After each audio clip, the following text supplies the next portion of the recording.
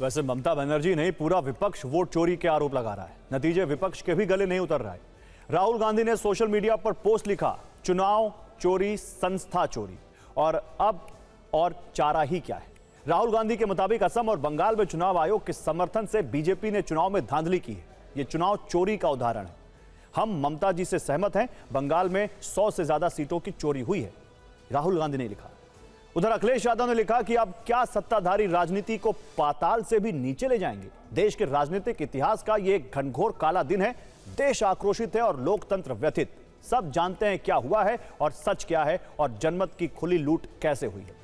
अरविंद केजरीवाल ने लिखा कि जिस दिल्ली और बंगाल को मोदी वेव की चरम सीमा पर बीजेपी नहीं जीत पाई, 2015 में दिल्ली और 2016 में बंगाल में इनकी 3-3 सीट आई, उस दिल्ली और बंगाल को बीजेपी ने तब जीत लिया जब मोदी जी की लोकप्रियता पूरे देश में पाताल में जा रही है। कैसे? बीजेपी ने लोकतंत्र को हाईजैक कर लिया है। कुल मिलाकर जिस तरह ममता बनर्जी हार को खारिज कर रही हैं, वैसे ही विपक्ष को भी दाल में काला नजर आ रहा है। लेकिन सच यह भी है कि जनता का फैसला आ चुका है।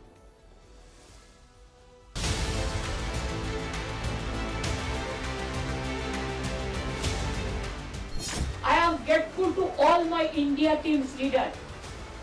Sonia ji rang up me, Rahul Gandhi rang up me, Arvind Kejriwal, Uddhav Thackeray, Akhilesh Yadav, Tejaswi, Hemant Soren Yadav, Jharkhand Chief Minister, all the allies of United India Alliance, Indian Alliance, they said we are totally, absolutely with you.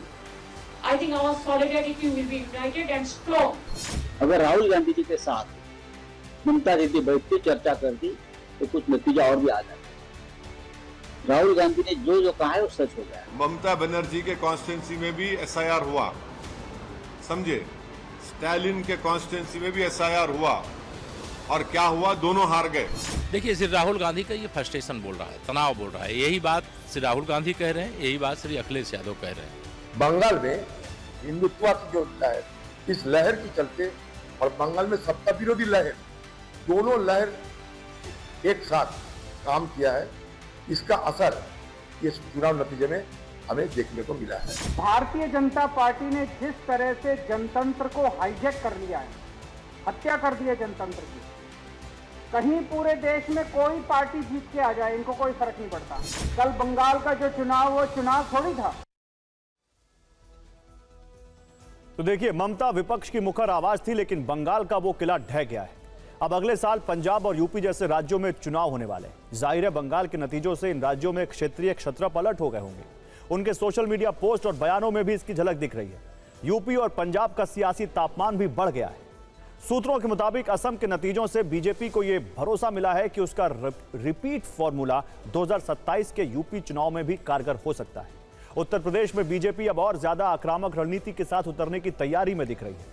सूत्र यह भी बता रहे हैं कि BJP इसी महीने से मिशन पंजाब में जुट जाएगी, जिसके सूत्रधार अमित शाह होंगे। संभव है कि इसी महीने से उनका पंजाब दौरा भी शुरू हो जाए। वैसे बंगाल में हार का ठीकरा एसआईआर पर भी फोड़ा जा रहा है। ममता बार बार कह रही हैं कि उनकी हार की वजह एसआईआर है। आखिर सच्चाई क्या है? चुनाव का ट्रेंड क्या कहता है? क्या वाकई एसआईआर जीत या हार में बड़ा फैक्टर रहा? क्या एसआईआर ने सीटों का समीकरण बिगाड़ दिया? हमने इस पर पूरा रिसर्च किया, उन सीटों की लिस्ट तैयार की जहां एसआईआर में सबसे ज्यादा वोट काटे गए, फिर उसे नतीजों से मैच कराया। हमने आपके लिए एक तुलनात्मक रिपोर्ट तैयार की है ताकि आप ये जान सकें कि ये सीटें पिछली बार किसके पास थी और इस बार यहां से कौन जीत गया। इस चार्ट को देखने के बाद आप एसआईआर का संपूर्ण विश्लेषण समझ जाएंगे। सबसे पहले उन 20 सीटों का रिपोर्ट कार्ड देखिए जहां सबसे ज्यादा वोट काटे गए थे। इन 20 सीटों में 13 पर टीएमसी को जीत हासिल हुई, जबकि बीजेपी के खाते में 6 सीटें आई। यह सुनकर आपको लगेगा कि फायदा तो ममता का ही हुआ, लेकिन जब आप इसकी तुलना 2021 के नतीजे से करेंगे तो असली तस्वीर साफ होगी। 2021 में सभी ये 20 सीटें टीएमसी के खाते में गई थी, जबकि बीजेपी को एक भी नहीं मिली थी। यानी ममता को इस चुनाव में 7 सीटों का नुकसान हो गया, जबकि बीजेपी को 6 सीटों का फायदा। इनमें 1 सीट कांग्रेस को मिली है। इन्हीं 20 में से वो 10 सीटें भी आपको दिखाते हैं जहां सबसे ज्यादा वोट कटे। इन 10 सीटों में 8 पर टीएमसी जीती, जबकि 1 कांग्रेस और 1 बीजेपी के खाते में गई। 2021 के मुकाबले टीएमसी को 2 सीटों का नुकसान हुआ। पूरी लिस्ट आपकी स्क्रीन पर है। हमने वो 187 सीटें भी चिन्हित की जहां 5000 या उससे ज्यादा नाम काटे गए थे। इन 187 में बीजेपी ने 119 सीटें हासिल कर ली, जबकि टीएमसी को 65 सीटें मिली। बड़ी बात यह है कि इन 187 सीटों में से 47 सीटों पर हटाए गए मतदाताओं की संख्या जीत के अंतर से ज्यादा है। इससे भी बड़ी बात यह है कि बीजेपी की 119 में से 28 सीटों पर हटाए गए मतदाताओं की संख्या जीत के अंतर से ज्यादा है। रिपोर्ट में यह भी जानकारी दी गई है कि उन 28 में से 26 सीटें वर्ष 2021 के चुनाव में टीएमसी ने जीती थी। यह है वो चौंकाने वाली तस्वीर जो एसआईआर के रिपोर्ट कार्ड से निकली है, जिस पर इतनी राजनीति हो रही है।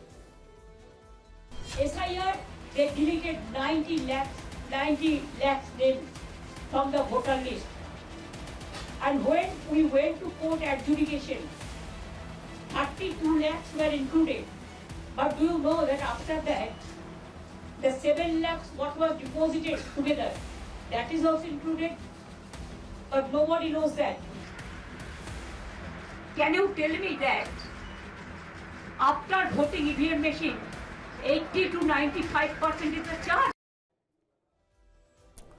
तो बंगाल से आज भी कई अपडेट आते रहे। एक अपडेट यह है कि बीजेपी ने गृह मंत्री अमित शाह को पर्यवेक्षक नियुक्त किया है। उनके साथ ओडिशा के सीएम मोहन चरण मांझी सह पर्यवेक्षक होंगे। बंगाल को लेकर बीजेपी ने आज एक बैठक भी की है। राज्य में 9 मई को नई सरकार का शपथ ग्रहण होना है, जिसे लेकर बीजेपी खेमे में हलचल बढ़ गई है। हालांकि सीएम कौन होगा, इस पर अभी भी सस्पेंस बना हुआ है। बंगाल के अलावा असम के लिए भी ऑब्जर्वर नियुक्त हो गए हैं। असम के लिए केंद्रीय मंत्री जेपी नड्डा पर्यवेक्षक और हरियाणा के सीएम नायब सिंह सैनी सह पर्यवेक्षक बनाए गए। इस सब के बीच बंगाल में आज भी कई जगहों पर छिटपुट हिंसा हुई। बीजेपी और टीएमसी के कार्यकर्ता एक दूसरे से लड़ते भिड़ते दिखे। हालांकि राहत की बात यह रही कि झड़प या हिंसा आउट ऑफ कंट्रोल नहीं हुई। कल के नतीजों के बाद से ही कई जगहों से टीएमसी के दफ्तर में तोड़फोड़ की रिपोर्ट आई। कोलकाता, हावड़ा, अलीपुरद्वार, बेलाघाट और पश्चिम बर्धमान से ऐसी खबरें आई। बीजेपी ने आरोप लगाया है कि टीएमसी खुद तोड़फोड़ कर रही है और बीजेपी का नाम लगा रही है, जबकि टीएमसी का कहना है कि बीजेपी कार्यकर्ता उनके दफ्तरों पर हमले कर रहे हैं। चुनाव नतीजे के बाद बंगाल के रक्त चरित्र पर यह रिपोर्ट देखिए। जो लोग इधर खुशी मना रहा था तो एक साथ मना रहा था। रात को इधर का पार्टी का कोई कार्यकर्ता नहीं, वो इधर का साधारण नागरिक है, उसका घर में चढ़ाव होकर उसको लाठी, बांस एवं क्रूर से मारा है। तो इसलिए पूरा का पूरा गांव का जो लड़का लोग है, जो इधर का माँ बहन है, सब निकला है। पुलिस प्रशासन के मैंने बोला है उसको अरेस्ट करने के लिए। पुलिस प्रशासन अभी तक कुछ किया नहीं। देखिए, हमारी तरफ से अगर ऐसा एक भी घटना हुआ तो मैं